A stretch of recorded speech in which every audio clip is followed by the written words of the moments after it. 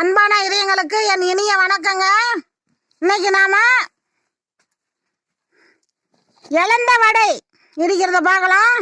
நம்ம கிராமத்தில் நிறைய ரோடுகளில் ஏரிகளில் திருமண பக்கம் இலந்த மரம் இருக்குதுங்க. நாம் இந்த சீசனுக்கு பழங்கள் நிறைய கொட்டி கிடக்கும். நாம் பொறுக்கி எடுத்துகிட்டு வந்து இலந்த வடை இடிக்கலாங்க. இப்போ எப்படி இடிக்கலான்னு பார்க்கலாம். பாருங்க, உரல்ல சேர்த்துக்கணும். இத்துடன் வரமிளகா ஒரு கைப்பிடி அளவு,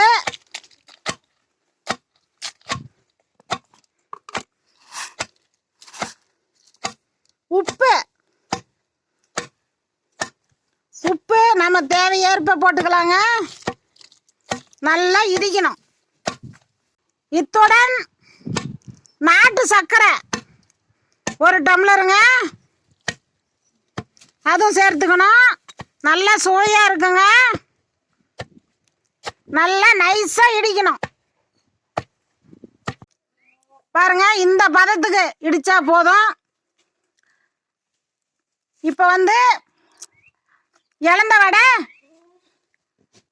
நாம உருண்டை பிடிச்சி தயார் செய்வோங்க. ரெடி ஆயிருச்சுங்க இலந்த வடை. இதை நம்ம எளிதில் நாம தயாரிக்கலாம்.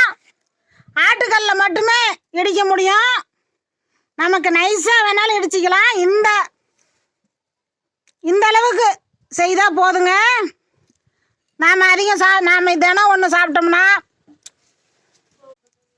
நமக்கு வாய் கசப்பு தன்மை இருக்காது, ரொம்ப சுவையா இருக்கும். குழந்தைங்களுக்கெல்லாம் தினம் ஒன்று கொடுத்தோம்னா நல்லா பசி எடுக்குங்க. நாம இது எவ்வளோ நாளைக்கு வேணாலும் வச்சிருக்கலாம். ரொம்ப சுவையா இருக்குங்க. அந்த காலத்து முன்னோர்கள்லாம் இப்படிதான் செஞ்சாங்க. நாம காய வச்சு எடுத்து வச்சு ஒரு 4 நாள் அல்லது 5 நாள் காய்ஞ்சாவே போதும். நாம எடுத்து ஒரு டப்பாவில் சேர்த்து வச்சுக்கிட்டோம்னா ரொம்ப சுவையா இருக்குங்க. ஒன்று எடுத்து சாப்பிட்டு பாரு, எப்படி இருக்கு. ஓகே, கிராமத்தில் எங்க பார்த்தாலும் இலந்த மரமா இருக்கும். நாம